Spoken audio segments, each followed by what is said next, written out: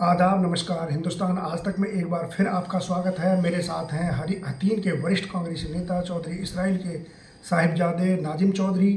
उनसे जानना चाहेंगे, चौधरी इसराइल ने एक मीडिया चैनल्स को एक इंटरव्यू दिया था जिसमें उन्होंने स्पष्ट रूप से ये बोला है कि जो बसपा के पूर्व प्रत्याशी रहे मौजूदा में इनेलो थाम चुके तैयब हुसैन भीमसी का मेरे चुनाव को हराने के लिए खड़े होते हैं। इसके बारे में क्या टिप्पणी है जी जो चौधरी साहब ने कहा है?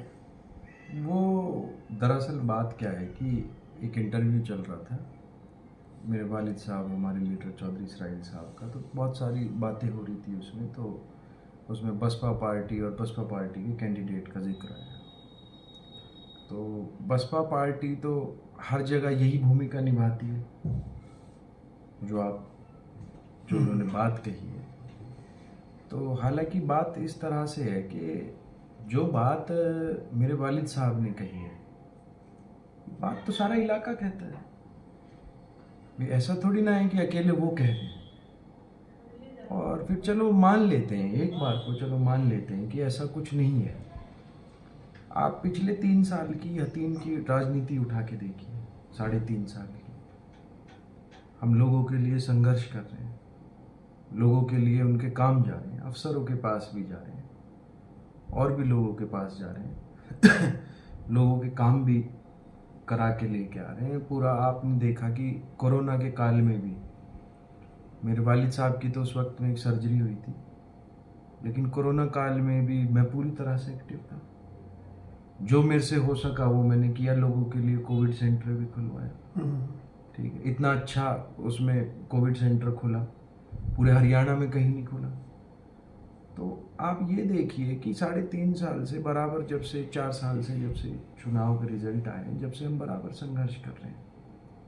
और ये दूसरी पार्टी के लोग सब गायब थे, आप भी जानते हैं, सब गायब थे। अब चुनाव नजदीक आ रहा है तो बरसाती मेंढक की तरह निकल के आए हैं। तो अगर इस तरह की राजनीति कोई करेगा तो उसका सीधा सीधा क्या मतलब निकलता है, आप देखिए। अच्छा, अगर कोई इस तरह की बात आती है, ठीक है, अगर कोई विकास की बात है या कोई सामूहिक बात है तो किसी बीजेपी लीडर के पास लेके जा सकते हैं, लोकतंत्र है।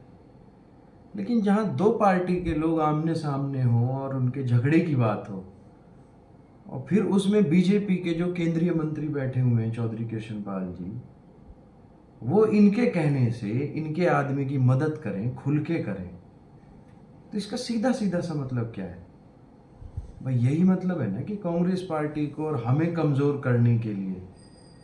तो हमारी उनसे कोई लड़ाई नहीं है, ना हमने उनके बारे में आज तक कोई अपशब्द कहे, ना मेरे वालिद साहब ने कहे, ना कहेंगे। हमारा उनके साथ भी भाईचारा रहा है और आगे भी बना रहेगा। लेकिन साफ राजनीति होनी चाहिए ना। तो साफ राजनीति नहीं है ये। खाली बात ये चौधरी इसराइल साहब ने नहीं कही है, ना मेरे वालिद साहब ने ही अकेले ये बात नहीं कही है। ये बात सारा इलाका कह रहा है, और 2014 से कह रहा है, जब से इन्होंने पहला चुनाव लड़ा है। और अगर ऐसा नहीं है तो सिद्ध करके दिखाएं। ना जाए बीजेपी वाले लोगों के पास इस तरह के कामों को लेके। जब जो सरपंच जीते थे उन सरपंचों को भी लेके बीजेपी के पास जा रहे थे।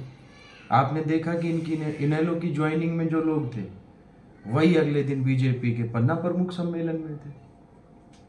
बूथ पे, जहां तक बूथ पे जिस दिन वोट डलती है, आप 2014 का और 19 के चुनाव देखिए, 2 दिन, ये पूरे 2 कार्यकाल, 2014 में भी और 19 में भी, बूथ पे भी इनके कार्यकर्ता मिलके काम करते हैं। ये कह रहे हैं कि जी हमारे ऊपर इल्जाम लग रहा है। इल्जाम किस तरह का है? ये तो सच्चाई है। और अगर हमारी राजनीति में इन्हें कोई कमी नजर आ रही है तो ये भी बयान करें। ठीक है जी, हाँ, ये बयान कर रहे हैं तो उसमें तनाव की स्थिति बनाने की कोई जरूरत नहीं है कि हमारी इनके साथ कोई आपसी रंजिश है या कोई दुश्मनी। ना, कोई दुश्मनी नहीं है। जब तैयब हुसैन साहब मुझे मिलते हैं तो मैं बिल्कुल जैसे अपने पिता की इज्जत करता हूँ ऐसे ही उनके साथ अच्छे से करता हूँ, और वो भी अच्छे से बात करते हैं, ठीक है। तो कोई ऐसी बात नहीं है। लेकिन जो मेरे वालिद साहब ने कहा है, मेरे वालिद साहब की बात ना पकड़ के इलाके में जो बात चल रही है उसको रोक लें पहले तो यही मेरी आपसे दरख्वास्त है कि आप लोगों को ये मैसेज दें कि साफ राजनीति का साथ दें। तो ये थे हमारे साथ चौधरी नाजिम, जिन्होंने अपने पिता द्वारा जो मीडिया को बयान दिया उसका स्पष्टीकरण यहाँ पे दिया है। उन्होंने कहा कि ये जो चौधरी साहब ने बयान दिया वो उनके जो कार्यकर्ता है, जो क्षेत्र की जनता है, उनके हवाले से देख करके जो लोग कह रहे हैं वही उन्होंने बयान दिया है।